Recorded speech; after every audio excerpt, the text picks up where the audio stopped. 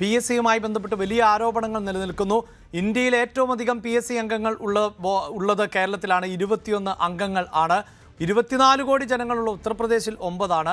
UPSCയിലും 9 അംഗങ്ങൾ മാത്രമാണ് ഉള്ളത് എന്നത്. ഇവിടെ ഇതാ അരുൺ പറഞ്ഞ ഒരു പ്രധാനപ്പെട്ട പോയിന്റ്, അതായത് കഴിഞ്ഞ സർക്കാരിൻ്റെ കാലഘട്ടത്തിൽ ഉൾപ്പെടെ നിയോഗിക്കപ്പെട്ടവർ അല്ലെങ്കിൽ ചുമതലപ്പെട്ടവർ ഇപ്പോഴും ഇറങ്ങിപ്പോയിട്ടില്ല.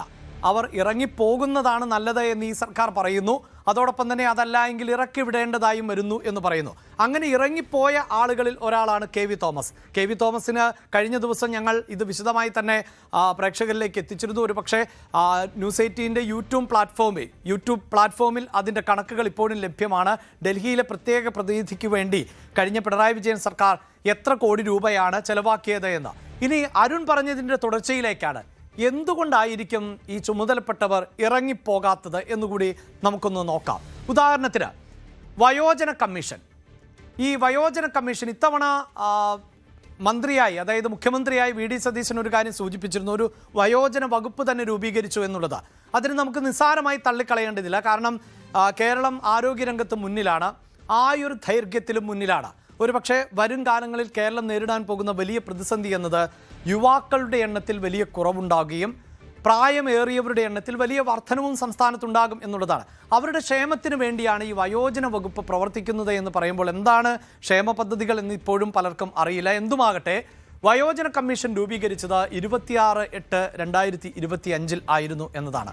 അതിൻ്റെ ചെയർപേഴ്സൺ ആയി K സോമപ്രസാദ്, അദ്ദേഹം മുൻ MP കൂടിയായിരുന്നു, K സോമപ്രസാദിനെയാണ് ചുമതലപ്പെടുത്തിയത് എന്നുള്ളതാണ്. ഇനി നമുക്ക് അതിൻ്റെ ഒരു ചെലവ് കണക്കുകൾ കൂടി ഒന്ന് പരിശോധിച്ച് നോക്കാം. ഈ വയോജന കമ്മീഷനായി ചുമതലയേറ്റ ശേഷം 2025-26 അനുവദിച്ച തുക എന്നത്, നമ്മളതൊരു ഫുൾ സ്ക്രീനിലേക്ക് പോകുമ്പോൾ പ്രേക്ഷകർക്ക് കുറച്ചുകൂടി മനസ്സിലാക്കാൻ സാധിക്കും. നോക്കൂ, 2025-26 അനുവദിച്ച തുകയാണ് ഞാൻ സൂചിപ്പിക്കുന്നത്.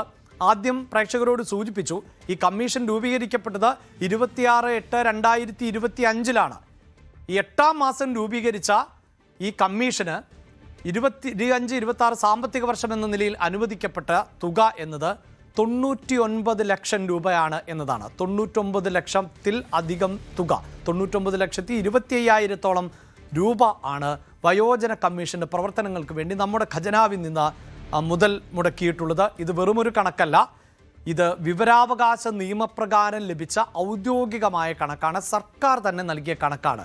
ഇനി 2026-27 സാമ്പത്തിക വർഷം, അതിലാണല്ലോ നമ്മളിപ്പോൾ മുന്നോട്ട് പോകുന്നത്. അവിടെയാണ് ചിലരെയൊക്കെ ഇറക്കി വിടേണ്ടതായി വരും എന്ന് VD സതീശൻ പറയുന്നത്. എന്തായാലും ആ ഇറങ്ങിപ്പോകുന്നതിന് മുമ്പ് 26-ലെ ആദ്യ പാദത്തിൽ 28 ലക്ഷം രൂപ കൂടി ഈ വയോജന കമ്മീഷൻ്റെ പ്രവർത്തനങ്ങൾക്ക് വേണ്ടി സർക്കാർ അനുവദിച്ചിരുന്നു എന്നതാണ് എടുത്തു പറയേണ്ടത്.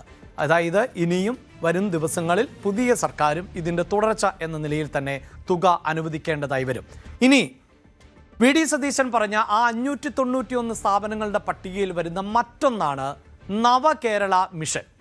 അതിൽ ഈ റീബിൽഡ് കേരള, അതായത് കേരളത്തിൻ്റെ വീണ്ടെടുപ്പ് എന്നൊക്കെ വേണമെങ്കിൽ പറയാം, അല്ലെങ്കിൽ കേരളത്തെ പുനർനിർമ്മിക്കുക എന്നൊക്കെ പറയുന്ന നടപടി, അതിൻ്റെ ഭാഗമായും ചില പോസ്റ്റുകൾ ഉണ്ടായിരുന്നു. അതായത് നവകേരള മിഷന് ഒരു കോർഡിനേറ്റർ ഉണ്ട്, അതോടൊപ്പം തന്നെ 3 അംഗങ്ങൾ കൂടിയുണ്ട്, മറ്റംഗങ്ങൾ കൂടിയുണ്ട് എന്നതാണ് നമുക്ക് മനസ്സിലാക്കാൻ സാധിക്കുന്നത്. എന്തായാലും വിവരാവകാശ നിയമപ്രകാരം ഉള്ള ഡേറ്റ, നമുക്ക് മറ്റംഗങ്ങൾ ഉണ്ടോ ഇല്ലയോ എന്നത് അവിടെ നിൽക്കട്ടെ, അതിനിപ്പോൾ തെറ്റായ വിവരമാണ് എങ്കിൽ പോലും നവകേരള മിഷൻ്റെ കോർഡിനേറ്റർ എന്നത് TN സീമയാണ്.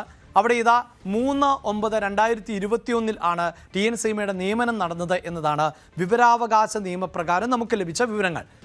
ഈ ശമ്പളം എന്നത് അതാണ് ഇനി അറിയേണ്ടത്. 1,66,000 രൂപ ആണ് TN സീമയുടെ ശമ്പളമായിരുന്നത് എന്നതാണ് നമുക്ക് ലഭിക്കുന്ന വിവരം. പ്രതിമാസം 1,66,000 രൂപ ആണ് സർക്കാർ ഖജനാവിൽ നിന്ന് നികുതി പണം എടുത്തു നൽകുന്നത് നമ്മുടെ കേരളത്തെ വാർത്തെടുക്കുന്നതിന് വേണ്ടി. ഇവിടെ ഇതാ ആകെ 91,33,000 രൂപ ആണ് TN സീമയ്ക്ക് വേണ്ടി ചെലവാക്കപ്പെട്ടത് എന്നതാണ് വിവരാവകാശ നിയമപ്രകാരം സർക്കാർ നൽകുന്ന കണക്ക് എന്നതാണ് എടുത്തു പറയേണ്ടത്.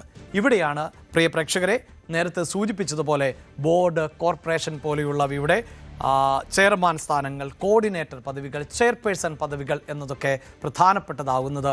അവിടെ നിന്ന് പിന്നെ എങ്ങനെയാണ് ഇവരൊക്കെ ഇറങ്ങിപ്പോവുക, ഇറക്കി വിടേണ്ടതായി വരും എന്ന് VV അരുൺ പറഞ്ഞു വെച്ചത് മുഖ്യമന്ത്രിയുടെ വാക്കുകളെ ഉദ്ധരിച്ചുകൊണ്ടാണ്. എന്തായാലും ഇറങ്ങിപ്പോയാലും ഇറക്കി വിട്ടാലും അവിടേക്ക് പുതിയ ആളുകൾ എത്തും. അവരുടെ ചിലവും നമ്മളൊക്കെ തന്നെ വഹിക്കേണ്ടതായി വരും എന്നതാണ് പശ്ചാത്തലം.